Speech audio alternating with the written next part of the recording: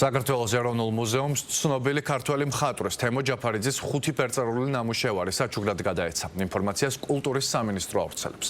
სამინისტროს ცნობით ისინი მუზეუმს მხატვრის შვილმა ლელა ჯაფარიძემ გადასცა. გადაცემული ნახატები იმ 14 ფერწერულ ნამუშევარს შორისაა, რომელიც თემო ჯაფარიძის მიერ 1991 წელს საფრანგეთში გამოფენაზე წარდგენის შემდეგ ბოლო 34 წლის განმავლობაში ქალაქ ნანტში ლიტერატორისა და მთარგმნელის პროფესორ გასტონ ბუაჩიძის ოჯახში ინახება. წელს კი საქართველოს კულტურის სამინისტროს მხარდაჭერით და საგარეო სამინისტროს ჩართულობით ჩვენს ქვეყანას დაუბრუნდა.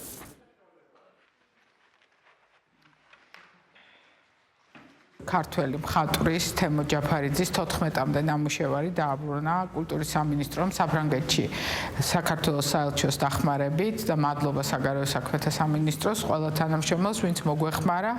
მადლობა პირველ რიგში ოჯახს, თემო ჯაფარიძის, მის მეუღლეს და ქალიშვილს, რომლებმაც შემოგთავაზეს 90-იან წლებში საფრანგეთში დარჩენილი ბევრი ნამუშევარი, რომელიც პრაქტიკულად შეიძლება ესე ითქვას, რომ საქართველოსთვის დაკარგული იყო, ეხლა დაბრუნდა. მადლობა გასტონ ბუაჩიძის ოჯახსაც, რომელმაც ეს ყველაფერი იქ საფრანგეთში, ქალაქ ნანტში შეინახა და გადაარჩინა. მიმართეთ თხოვნით სახელმწიფოს კულტურის მინისტრს დახმარებისთვის, რომელმაც არც ერთი წუთი არ დაიშურა, იშრომა, მოინდომა, კარგი და სწორი გზა დასახა და განახორციელა ეს არაჩვეულებრივი საქმე.